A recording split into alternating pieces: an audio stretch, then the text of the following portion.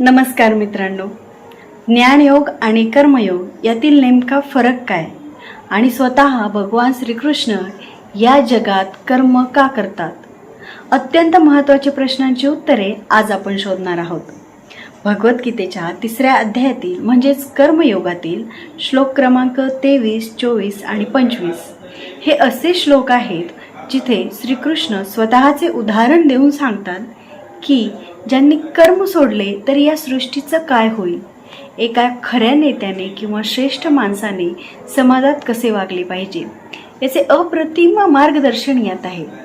जर तुम्हाला तुमच्या कर्माचे महत्त्व समजून घ्यायचे असेल आणि आयुष्यात लीडर कसे बनायचे हे शिकायचे असेल तर हा व्हिडिओ शेवटपर्यंत नक्की पहा. मी तुम्हाला ऐकवत आहे भगवद्गीता. भगवद्गीतेतील अध्याय 3 कर्मयोग, त्यातील श्लोक क्रमांक 23. यदि ह्ययं न वर्तयं जातु कर्मण्यतन्द्रितः मम वर्तमानुवर्तन्ते मनुष्या पार्थ सर्वशः. अर्थ, कारण जर मी नियत कर्मांचे पालन काळजीपूर्वक केले नाही तर हे पार्थ सर्व लोक निश्चितच माझ्या मार्गाचे अनुसरण करतील. तात्पर्य, आध्यात्मिक जीवनातील प्रगती करता सामाजिक शांततेचा जर समतोल राखायचा असेल तर प्रत्येक सुसंस्कृत व्यक्तीसाठी पारंगत असे कौटुंबिक नियम आहेत. जरी असे नीती नियम भगवान श्रीकृष्णांसाठी नसून बद्ध जीवांसाठी असले तरी ते धर्माचे संस्थापक करण्यासाठी अवतरित झाले होते. म्हणून त्यांनी सर्व नियमांचे पालन केले. अन्यथा ते सर्व अधिकारी असल्यामुळे सामान्य लोकांनी त्यांच्या पदचिन्हाचे अनुसरण केले असते.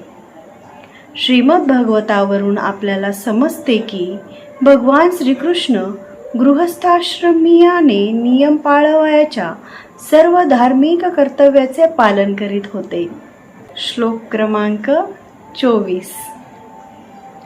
उत्सीदेयुरिमे लोकान कुर्याम कर्म चेदहम संकरस्य च कर्ता स्यामुपन्यामिमः प्रजः.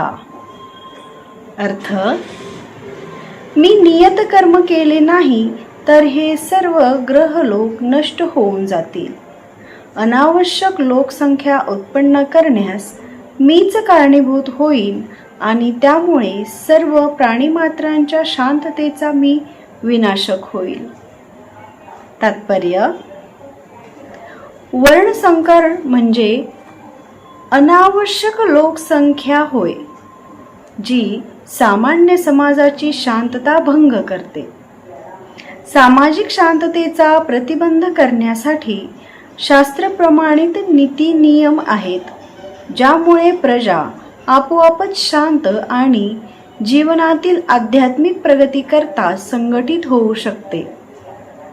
भगवान श्रीकृष्ण अवतरित होतात तेव्हा स्वाभाविकचपणे ते अशा विधी विधानांचे पालन करतात, कारण त्यांना अशा महत्त्वाच्या कृत्यांची आवश्यकता आणि प्रतिष्ठा राखावयाची असते.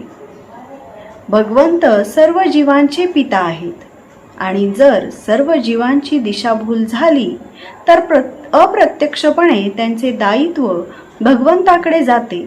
म्हणून जेव्हा अशा नियामक तत्वांविषयी सर्वसाधारणपणे अनादर निर्माण होतो तेव्हा समाजामध्ये सुधारणा करण्यासाठी स्वतः भगवंत अवतरित होतात.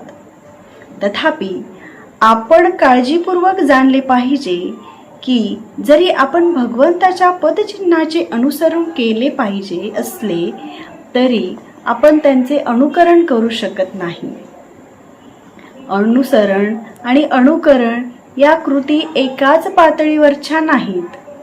ज्याप्रमाणे भगवंतांनी आपल्या बाल्यावस्थेत गोवर्धन पर्वत उचलला त्याचप्रमाणे आपण त्यांचे अनुकरण करू शकत नाही. असे करणे कोणत्याही मनुष्याला शक्य नाही. आपण भगवंताच्या उपदेशांचे पालन केले पाहिजे, पण केव्हाही आपण त्यांचे अनुकरण करू शकत नाही. श्रीमद भागवत सांगतं की नैतत्स्माच्चरे जातु मनसापि ह्यनीश्वरः विनश्यात्यचरण मौढ्यात थारुरौद्रौ धीर्जं विषम ईश्वराणां वचः सत्यं तथैवाचरितं क्वचित् तेषायक्त स्ववचोयुक्त बुद्धिमास्तत् समाचरेत. मनुष्याने भगवंत आणि त्याच्या प्रामाणिक सेवकांच्या केवळ आदेशांचे पालन केले पाहिजे.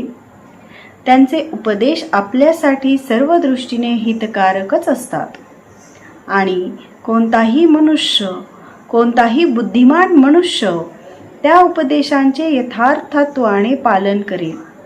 तथापि मनुष्याने त्यांच्या कृत्याचे अनुकरण करण्याच्या प्रयत्नापासून सावध राहिले पाहिजे.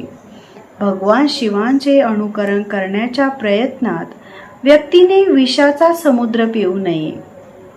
चंद्र सूर्याच्या गतीवर नियंत्रण ठेवणारे जीव किंवा ईश्वर श्रेष्ठ पदावर स्थित असताना आपण सदैव ध्यानात ठेवले पाहिजे, शक्तिहीन मनुष्य महाशक्तिमान ईश्वरांचे अनुकरण करू शकणार नाही.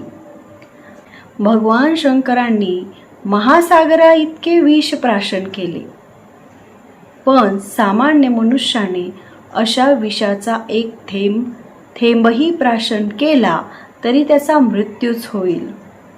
भगवान शिवांचे अनेक भोंदू भक्त असून ते गांजा आणि तत्सम मादक द्रव्याचे सेवन करीत असतात. पण भगवान शिवांच्या कृत्याचे अनुकरण करीत असताना ते विसरतात की अशा अनुकरणामुळे आपण मृत्यूच्याच तोंडात जात आहोत. त्याचप्रमाणे भगवान श्रीकृष्णांचेही काही भोंदू भक्त असून ते भगवंताच्या रासलीलेचे अनुकरण करण्यास प्राधान्य देतात. परंतु ते लोक विसरतात की गोवर्धन पर्वत उचलण्यास आपण असमर्थ आहोत. म्हणून मनुष्याने सामर्थ्यशाली व्यक्तींचे अनुकरण करण्यापेक्षा त्याच्या केवळ उपदेशांचे पालन करणे हेच उत्तम होय.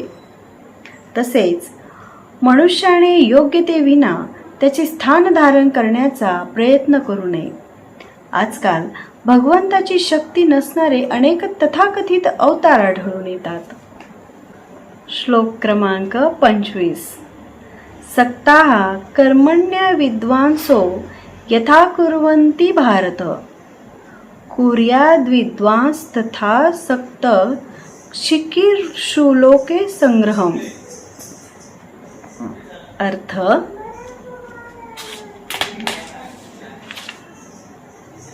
ज्याप्रमाणे अज्ञानी लोक फळांच्या आसक्तीने आपले कर्म करतात, त्याप्रमाणे लोकांना योग्य मार्गावर नेण्याकरिता विद्वान मनुष्याने अनासक्त होऊन कर्म करावे.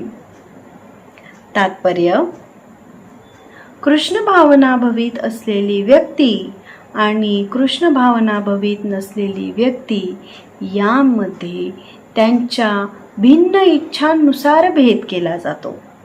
कृष्ण भावना भवित व्यक्ती कृष्ण भावनेच्या प्रगतीसाठी अयोग्य अशी कोणतीही गोष्ट करत नाही. कृष्ण भावना भवित मनुष्यही भौतिक कर्मामध्ये अतिशय अनासक्त असणाऱ्या अज्ञानी व्यक्तीप्रमाणेच कर्म करतो, परंतु तो श्रीकृष्णाच्या संतुष्टीसाठी असे कर्म करतो. अज्ञानी व्यक्ती आपल्या इंद्रिय तृप्तीसाठीच कर्माचरण करीत असतो. म्हणून कृष्ण भावना भवित व्यक्तीने कर्म कसे करावे आणि कर्मफळ कृष्ण भावनेच्या हेतुप्रित्यर्थ कसे उपयोगात आणावे हे सामान्य लोकांना दाखवणे आवश्यक आहे.